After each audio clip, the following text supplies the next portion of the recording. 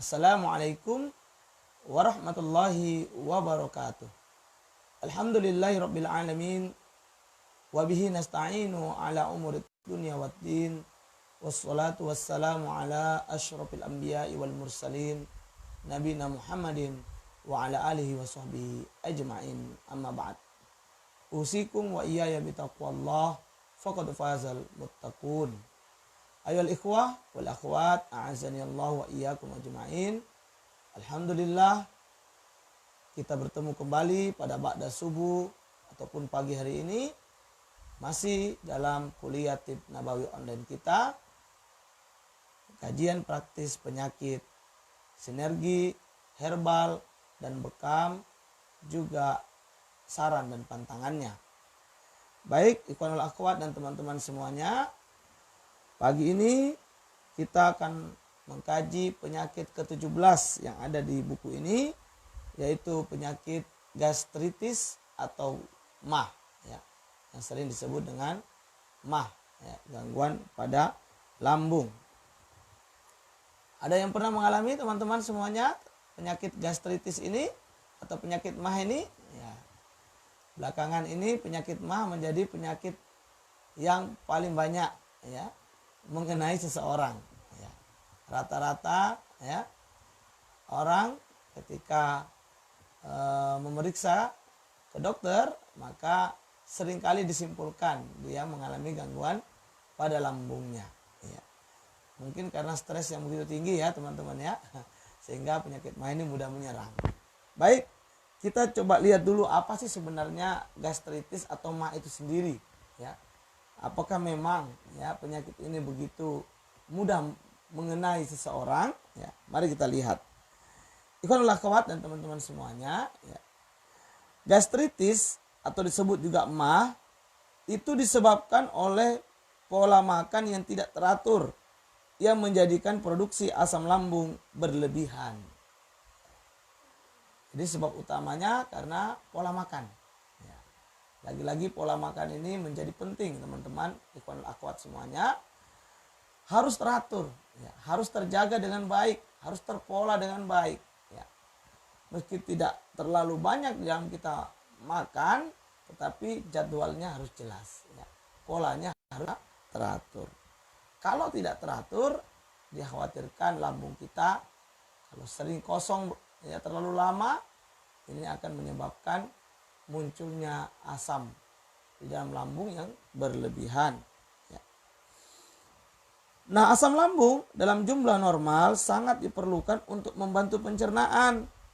Tanpa asam lambung, makanan yang masuk ke dalam tubuh tidak dapat dicerna dengan baik. Tetapi jika berlebihan akan menimbulkan penyakit MAH. Pola makan yang tidak teratur kerap membuat lambung sukar beradaptasi. Bila berlangsung terus-menerus, akan terjadi kelebihan asam dan akan mengiritasi dinding mukosa lambung. Rasa perih dan mual pun muncul. Sakit MAH akan semakin parah jika yang bersangkutan mengalami stres. Hal ini sangat dimungkinkan karena sistem persyarafan di otak berhubungan dengan lambung. Stres bisa menyebabkan terjadinya perubahan hormonal di dalam tubuh.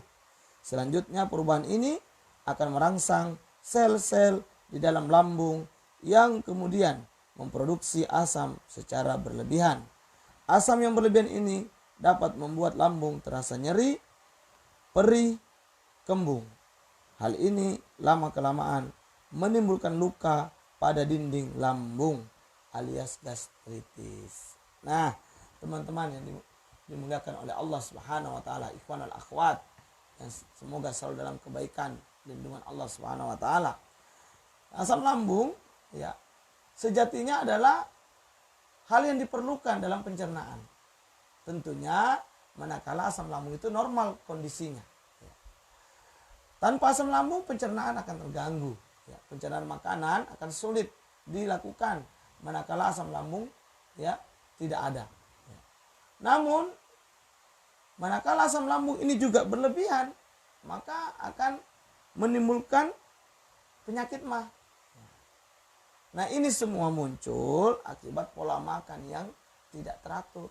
Kelebihan asam lambung bisa cepat meningkat ya, manakala makan tidak teratur sehingga lambung terlalu lama kosong. Terlalu lama tidak mendapatkan asupan makanan sehingga tidak bisa berproduksi. Nah, apa yang terjadi? Lambung akan mengeluarkan asam yang banyak. Nah, manakala asam ini sudah menjadi banyak, berlebihan, dia akan menimbulkan penyakit mah tadi. Dia akan menimbulkan rasa nyeri, kembung, dia akan menimbulkan rasa mual, pening, dan semakin akan berdampak manakala seseorang yang pola makannya tidak teratur ini mengalami stres. Misalnya stres karena pekerjaan yang begitu monoton, pekerjaan yang begitu menumpuk, masalah yang begitu banyak. Nah, hal ini semua bisa memicu stres. Manakala orang stres, ini akan memicu sel-sel di dalam lambung untuk mengeluarkan asam lebih banyak lagi. Sehingga apa yang terjadi? Bisa jadi dinding lambung menjadi luka. Apabila luka, inilah kemudian menjadi gastritis. Nah, stres ini teman-teman sangat memicu karena persarafan di otak itu sangat bersambung dengan lambung. Nah, maka sehingga apa yang kita lihat dalam keseharian orang-orang yang mengalami penyakit MAH ataupun gastritis ini itu langsung biasanya otomatis disertai dengan sakit kepala yang luar biasa, pening yang luar biasa. Ketika asam lambung itu meningkat, apalagi kalau orang tersebut mengalami stres dalam hariannya. Oleh karena itu, pola makan dan pola stres ini sangat baik untuk dijaga agar penyakit MAH ini tidak mengenai kita. Baik ikhwan dan akhwat dan teman-teman semuanya, lalu apa gejala yang kira-kira bisa dilihat dari penderita MAH atau gastritis ini? Gejala yang muncul yang pertama adalah mual. Rasa mual yang terus menerus. Rasa mual yang selalu muncul. Kemudian perut rasa nyeri. Ada rasa nyeri di bagian perut. Ada rasa perih. Kembung dan sesak. Ini gejala. Kemudian pada bagian atas perut, ulu hati itu seperti penuh. Nah, di sini nih sesak, penuh aja. Di samping ada mual dan perih tadi, nyeri tadi, sesak. Kenapa ada perih, kenapa nyeri? Bisa jadi karena ada luka. Memicu rasa nyeri. Nah, biasanya nafsu makan menurun secara drastis. Wajahnya pucat, suhu badan naik, keluar keringat dingin, dan sering bersendawa, terutama dalam keadaan lapar. Ini adalah semua gejala yang akan muncul pada penderita MAH. Nafsu makan turun, suhu badan naik, wajah menjadi pucat, kemudian keringat dingin keluar, suka sendawa, khususnya di saat-saat lapar. Inilah gejala-gejala yang sering dijumpai pada penderita MAH atau gastritis. Lalu apa sarannya nih teman-teman? Kira-kira kalau ada orang sakit MAH ataupun tertimpa penyakit gastritis ini, apa yang harus kita sarankan? Nah, yang pertama silakan bagi mereka yang mengalami gangguan MAH atau gastritis, sarannya hindari makanan yang terlalu asam dan pedas. Makanan berbumbu tajam, pedas, produk susu tinggi lemak, peppermint, dan spearmint. Ini semua dihindari dulu. Jadi makanan-makanan yang terlalu asam dan pedas, begitu tinggi, termasuk susu, yang memiliki lemak tinggi. Ini hendaknya dihindari. Peppermint ataupun spearmint, ini juga dihindari dulu. Karena akan memicu untuk lambung bereaksi kembali mengeluarkan asam lagi jika hal ini dikonsumsi. Jadi hindari dulu teman-teman. Adapun buah cocok ya. Tapi asam-asam yang terlalu asam, ya, kemudian yang pedas ini dihindari. Yang kedua, hindari makanan atau minuman yang bisa membentuk gas yang mengakibatkan perut kembung seperti ubi, nangka, kafein, minuman karbonasi dan alkohol. Nah, ini dihindari dulu. Minuman-minuman soda ya itu dihindari. Makan makanan yang bisa memicu gas, nangka, ubi, hindari dulu. Yang ketiga, jaga pola makan dan istirahat agar teratur. Nah, ini tentu penting bagi penderita MAH, hendaknya mulai mengatur pola makannya dengan baik. Jangan terlambat dan juga jangan ya makan terlalu banyak ya, terlalu berlebihan. Dan yang terakhir tentunya hindari stres. Karena stres ini akan memicu ya lambung kita mengeluarkan asam lambung yang lebih banyak lagi, sehingga tentunya ini akan membahayakan dan bisa merusak dinding mukosa lambung. Inilah saran-saran yang hendaknya diperhatikan bagi penderita MAH agar MAH-nya bisa tertolong ya, bisa berkurang, bukan bertambah parah ya. Lalu kira-kira apa herbalnya? Solusi dari herbal ini apa kira-kira? Tanaman obat yang cocok ini apa untuk penderita MAH ini?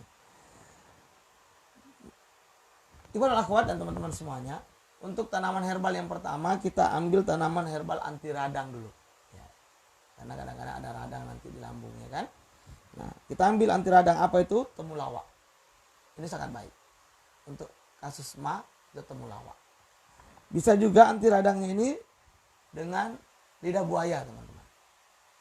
Jus lidah buaya ini sangat baik untuk mengobati radang pada lambung, termasuk luka ya pada tukak lambung. Ini juga sangat baik dengan jus lidah buaya.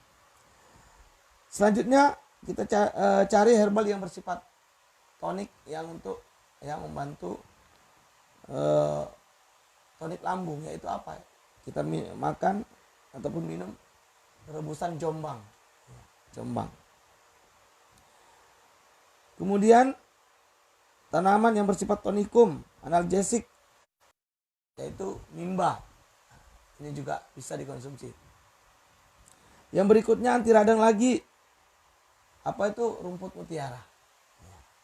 Ini juga herbal yang baik untuk dikonsumsi di saat kita mengalami gangguan MAH atau gastritis. Saya ulangi lagi, herbal yang cocok untuk dikonsumsi bagi penderita MAH, temulawak ya sebagai anti radang, dan juga rumput mutiara, dan satu lagi adalah lidah buaya atau aloe vera. Kemudian yang bersifat bisa mentonik lambung ya, ataupun yang bersifat tonikum dan analgesik itu ada jombang dan mimba. Ini juga bagus. Dan jangan lupa teman-teman, kepada akhwat semuanya, kasus MAH dan gastritis itu madu hutan asli ya, ini sangat baik. Namun untuk kasus MAH gastritis di sini madu tidak cukup diminum dengan dosis yang terlalu sedikit. Misalnya 1-2 sendok dicampur dengan air putih hangat itu kurang. Maka minumlah madu paling tidak untuk kasus MAH dan gastritis yang akut ya atau yang sudah parah ini ya, minumlah madu minimal 5 sendok ya sampai dengan 10 sendok setiap pagi sebelum makan dan setiap sore sebelum makan juga. Maka insya Allah madu di sini akan sangat memberi manfaat yang besar untuk masalah penyakit-penyakit yang ada di perut, termasuk penyakit MAH atau gastritis ini. Selanjutnya apa pantangan bagi penderita sakit MAH? Kira-kira apa yang tidak boleh? Ya. Pantangan, hindari makanan yang banyak mengandung gas seperti lemak, sawi, kol, nangka, pisang ambon, kedondong, buah yang dikeringkan, dan minuman bersoda. Nah, ini pantangan. Ya. Semua makanan-makanan yang bisa memicu gas. Ya, ini tolong dihindari. Hindari makanan yang merangsang keluarnya asam lambung seperti kopi, minuman beralkohol 5-20%, anggur putih, dan sari buah sitrus. Ya. Hindari juga makanan yang sulit dicerna, yang membuat lambung lambat kosong, misal makanan berlemak, kue tar, keju. Hindari makanan yang merusak dinding lambung seperti cuka, pedas, merica, dan bumbu yang merangsang. Hindari makanan yang melemahkan klep kerongkongan bawah seperti alkohol, coklat, makanan tinggi lemak dan gorengan. Kemudian hindari beberapa sumber karbohidrat seperti beras ketan, mie, bihun, bulgur, jagung, singkong, talas, serta dodol. Ini semua adalah pantangan-pantangan yang kiranya perlu untuk dijaga dari mengkonsumsinya terlebih dahulu dalam waktu tertentu sampai dengan kiranya penyakit mah dan gastritis itu berkurang ataupun hilang secara total.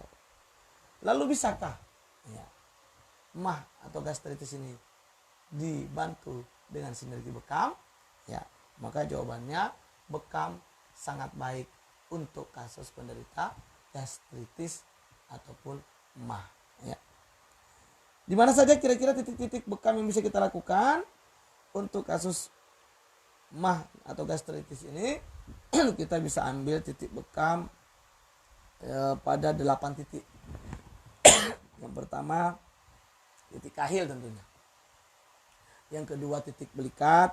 Yang ketiga Yang pertama titik kahil, 2 dan 3 titik belikat, 4, 5, 6, 7 itu pada pinggang ya. Masing-masing di atas siku 2 jari, 1 jari dari ruas tulang belakang kiri kanan. Kemudian sejajar siku ya. Ini kita ambil 2 atau 3 jari dari ruas tulang belakang kiri kanan. Kemudian titik belakang tepat di bawah pusat sikit ya, atau di belakang pusat tepat di ruas tulang belakang. Inilah 8 titik yang bisa kita lakukan pembekaman pada kasus gastritis ataupun mah ini ya. Lakukan ini rutin. Kalau akut bisa 2 pekan sekali sampai 3 bulan pertama. Jika tidak terlalu akut boleh dilakukan 1 bulan sekali rutin sampai dengan 6 bulan ke depan. Mudah-mudahan ini bisa menjadi solusi terbaik.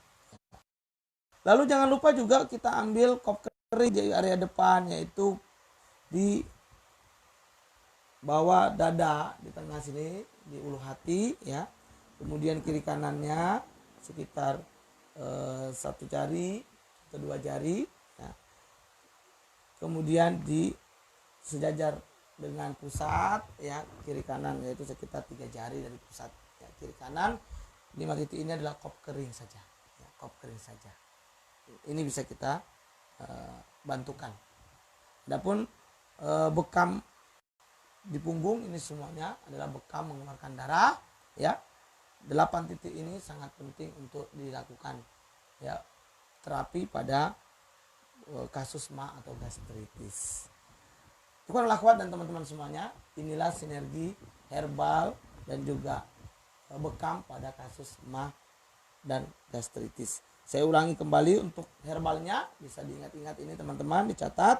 Yang pertama temulawak, ya jombang dan mimba, juga bisa ditambahkan aloe vera, dan tentunya yang tidak kalah penting adalah konsumsilah madu secara dosis yang cukup ya, 5-10 sendok pada subuh sebelum makan dan pada asar juga sebelum makan malam.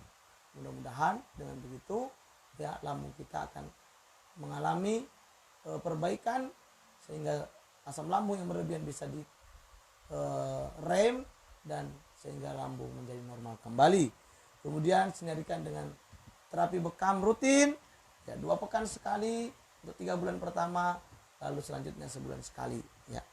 Lakukan minimal 6 bulan rutin ya, dan bisa terus menerus karena bekam ini adalah sunnah yang bisa dilakukan setiap bulan ya, tanpa efek yang berbahaya.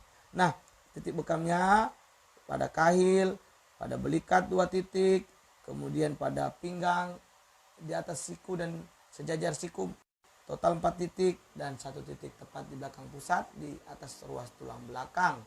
Lalu tambahkan titik kop kering pada ulu hati, kiri kanan ulu hati di bawahnya 1 jari, kemudian sejajar pusat 3 jari, kiri kanan.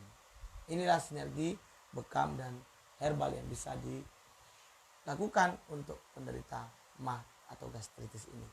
Demikian teman-teman, ikhwanul akhwat semuanya, mudah-mudahan kuliah pagi ini bermanfaat, dan jangan lupa lagi-lagi kami ingatkan untuk diamalkan apa yang telah kita dapatkan dari informasi tentang kesehatan ini agar itu bermanfaat bagi kita. Dan jangan lupa juga di-sharingkan kepada yang lain, karena bisa jadi di luar sana banyak saudara-saudara kita yang membutuhkan solusi dari penyakit yang sedang dideritanya, yaitu penyakit MAH atau gastritis ini, namun belum mendapatkan informasi yang tepat atau yang baik untuk penanganan penyakit tersebut. Hadanallahu wa iyyakum ajmain. Barakallahu fikum.